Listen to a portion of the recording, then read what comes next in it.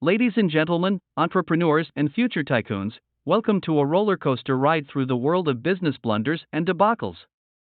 This is Protect Your Mind podcast, and I'm your host, Chuck Business Blitz, here to take you on an entertaining and enlightening journey through some epic business missteps. Are you ready to explore the realm of business mishaps, laugh at the fiascos, and gain invaluable lessons from the blunders of others? Well, strap in and join us on this hilarious voyage through the world of business gone wrong. The dot-com bubble, when greed meets the internet. Our first stop on this tour of business catastrophes takes us back to the late 1990s, the era of the dot-com bubble. It was like the Wild West of the internet, with startups popping up faster than you can say www. Investors were throwing money at any company with a website, regardless of whether they had a viable business model. It was like buying a lottery ticket and hoping to win $1 billion jackpot. But as we all know, the bubble burst, and countless internet companies went belly up. Pets.com, anyone? The lesson here: don't invest blindly, and always look beyond the hype. New Coke, when a brand goes flat. Now, let's talk about one of the most infamous business blunders in history, the New Coke debacle of 1985. It's like changing the lyrics to your favorite song and hoping no one notices. Coca-Cola decided to change its original formula, and the public reacted with outrage. It was like taking away everyone's favorite comfort drink and replacing it with a lemony surprise. The lesson? If it ain't broke, don't fix it. Listen to your customers, and if they love your product, don't mess with the recipe. All right, business enthusiasts. Let's dive deeper into these corporate comedies. Epic CEO fails, lessons from the top. CEOs are often seen as visionaries, but sometimes even the best and brightest make colossal mistakes. It's like watching a superhero trip over their own cape. Case in point, Yahoo's former CEO, Terry Semel, turned down a $44 billion buyout offer from Microsoft in 2008. It was like refusing a winning lottery ticket and then losing it in a storm. The lesson? Ego and stubbornness can cloud judgment. Sometimes, it's better to swallow your pride and make the smart move for your company. The tale of the Edsel, when the hype doesn't match the reality. Let's step back to the 1950s and meet the Ford Edsel, one of the biggest marketing flops of all time. It's like building a rocket ship and realizing it only goes as fast as a bicycle. Ford hyped up the Edsel as a revolutionary car, but it fell flat in the market. It was like launching a blockbuster movie with a cast of cardboard cutouts. The lesson? Don't oversell a product that can't deliver.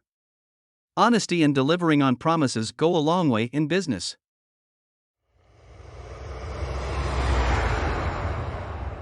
Hey, can I drop a little bombshell here? Since you left me out in the cold on this podcast, I've decided to crash the party of my own accord. Santa. Don't flub this now. Get chatting, but make it snappy. We've got a podcast to put a bow on. Listen up, folks. I want to shout it from the rooftops. If this podcast's your jam, why not sprinkle some affection on the channel? It won't even nibble on your stash in the piggy bank. Hold on a sec. Are you gonna slip Santa a Chris Benjamin for his overtime? Really? Oh shit, it's my cue now. The great video game crash of 1983. Too many palm clones. Our next business blunder takes us to the world of video games, the great crash of 1983.